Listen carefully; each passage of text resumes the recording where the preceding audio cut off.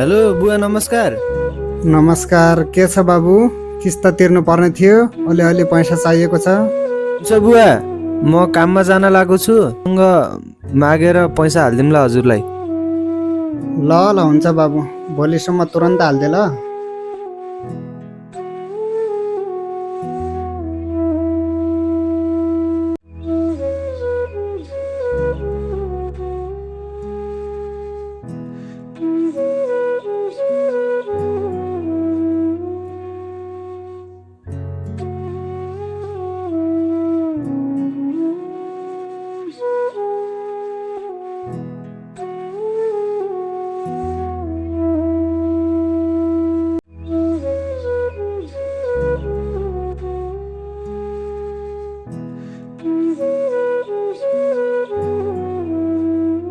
किस्त तिर्नु पर्ने थियो, अलिअलि पैसा चाहिएको छ।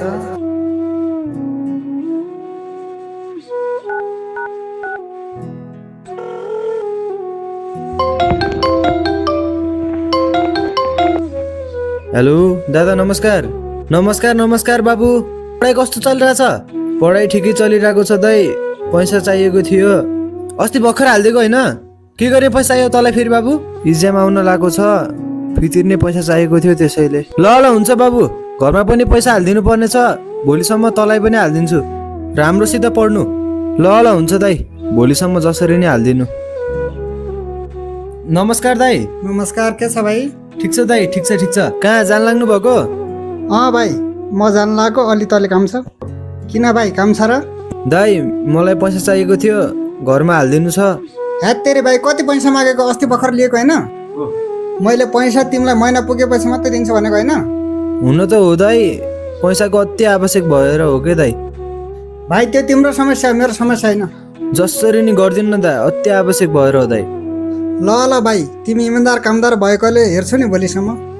धन्यवाद दाइ।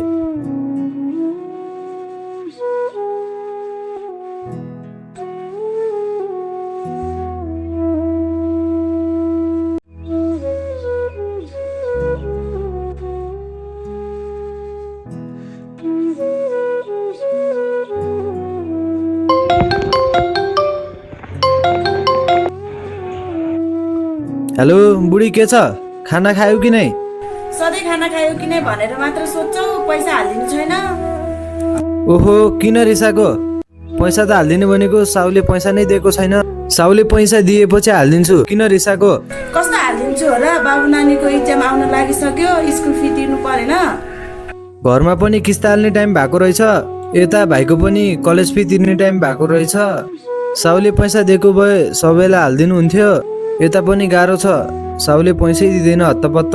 सधैँ घर घर पात्रै भन्छन्, पछिको लागि सेभिङ गर्नु छैन। ल ल हुन्छ, अरू केही थाहा पाउँदैन, भोलि जसरी नि पैसा हालिदिनु। बुवा मम्मीलाई पनि हालिदिनु पर्यो, घरमा कमाउने म मात्रै त छु एउटा। कस्तो घरमा? अस्ति भर्खर हालिदिएको होइन? कति चाहिने रहेछ पैसा? यतै हालिदिनु भइहाल्छ। Hello hello hello